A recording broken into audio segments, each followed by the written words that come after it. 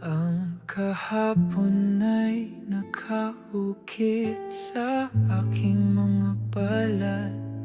Mundo ay umikot ng pabalik. Aking mga kamay ay muling lumiit at nagbalik sa isang pulang trono. Mata ko'y nakapikit habang bumabagsak mga buhok na ginugupit. At nang imulat ang mga mata, ganda mo'y aking nakita. Ako'y di mo nakita. Ngiti mo ay kay ganda.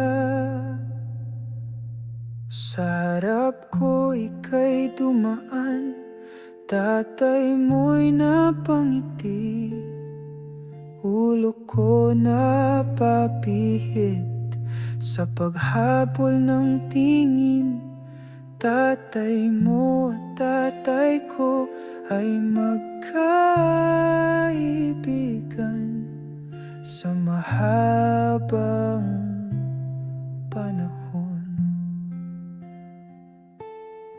Yun ang una't huli kitang nasilayan. Tadhana'y nagbabago sa pag-ikot ng ating mundo. Minsan habang nag-aaral, ako'y may nasilayan. Magandang dilag sa kabilang silid lamang. Araw-araw na lang hinahabol ng tingin. Minsan nga sinusundan na rin. At tadhana'y mapaglaro, sa akin ay nagbiro. Pagkatapos ng 5,500 araw, aking nalaman, ikaw pala yung batang aking nakita na sa aking isip di nawawala. At ganun na namang muli, tadhana ay nagbabago sa pag-ikot ng ating mundo.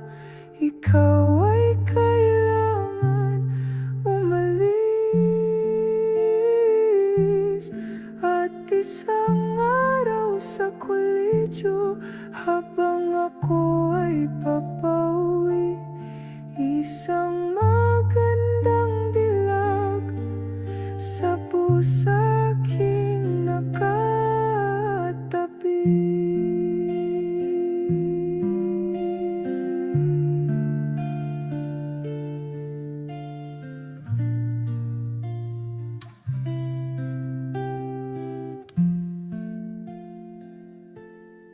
Puso ko'y bumilis, ganda mo'y ganon pa din.